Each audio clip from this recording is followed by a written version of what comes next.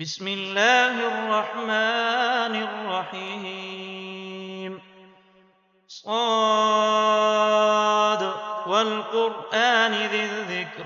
بل الذين كفروا في عزة وشقاق كم أهلكنا من قبلهم من قرن فنادوا ولا تحين مناص وعجبوا أن جاءهم منذر منهم وقال الكافرون هذا ساحر كذاب أجعل الآلهة إلها واحدا إن هذا لشيء عجاب وانطلق الملأ منهم أن امشوا واصبروا على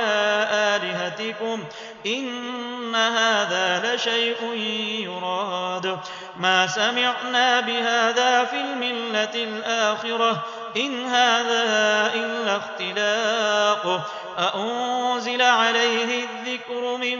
بيننا بل هم في شك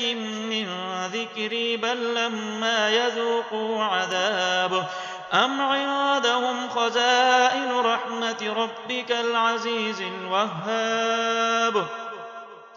أم لهم ملك السماوات والأرض وما بينهما فليرتقوا في الأسباب جند ما هنالك مهزوم من الأحزاب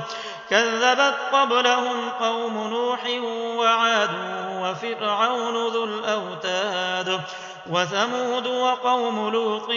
وأصحاب الأيكة أولئك الأحزاب إن كل إلا كذب الرسل فحق عقاب وما ينظر هؤلاء إلا صيحة واحدة ما لها من فواق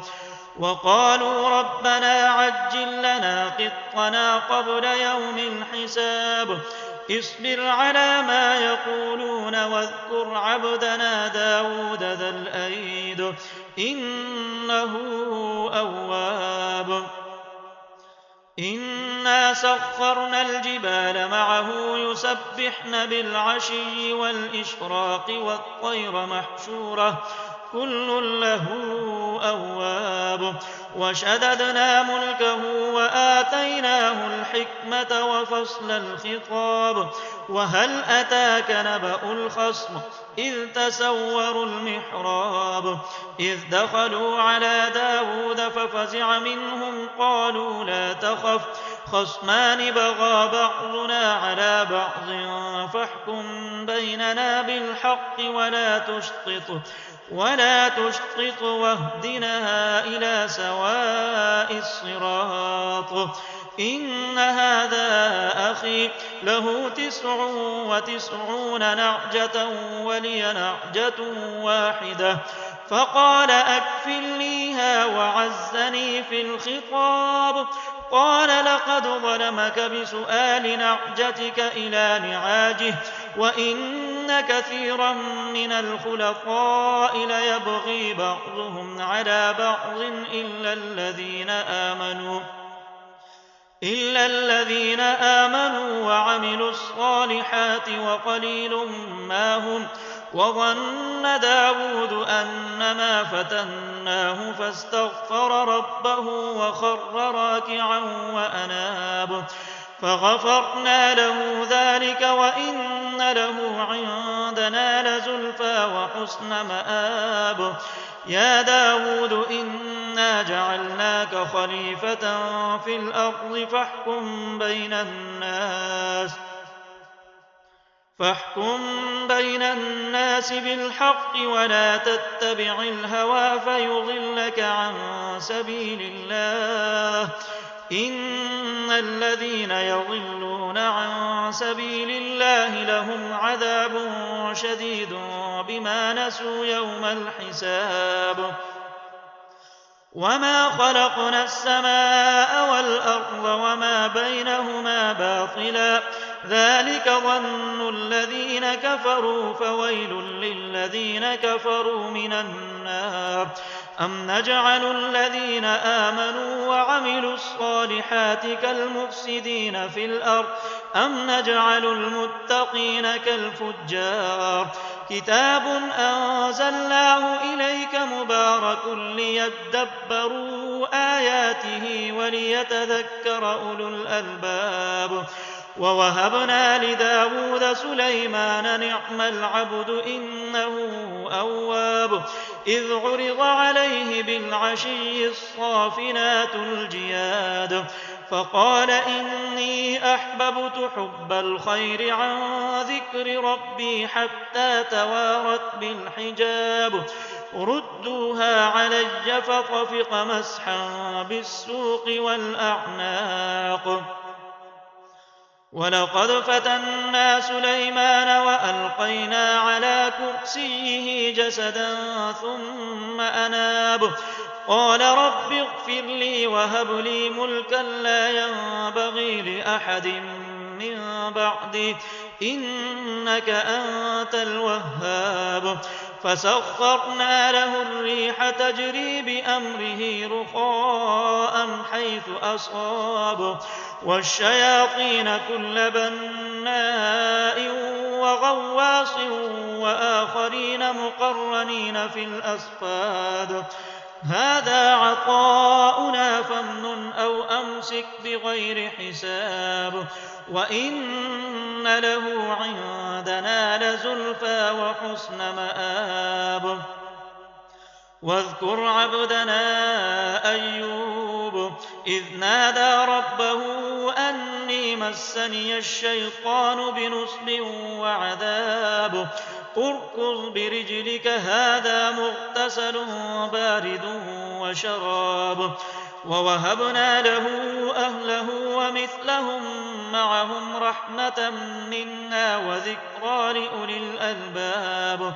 وخذ بيدك ضغثا فاضرب به ولا تحنث إنا وجدناه صابرا نعم العبد إنه أواب واذكر عبادنا إبراهيم وإسحاق ويعقوب أولي الأيدي والأبصار إنا أخلصناهم بخالصة ذكر الدار وإنهم عندنا لمن المصطفين الأخيار واذكر إسماعيل واليسع وذا الكفل وكل من الأخيار هذا ذكر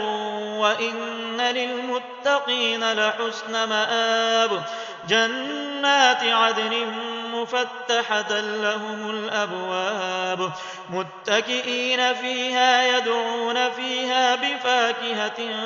كثيرة وشراب وعندهم قاصرات الطرف أتراب هذا ما توعدون ليوم الحساب إن هذا لرزقنا ما له من نفاد هذا وإن للطاغين لشر مآب جهنم يصلونها فبئس المهاد هذا فليذوقوه حميم وغساق وآخر من شكله أزواج هذا فوج مقتحم معكم لا مرحبا بهم إنهم صالوا النار قالوا بل أنتم لا مرحبا بكم أنتم قدمتموه لنا فبئس القرار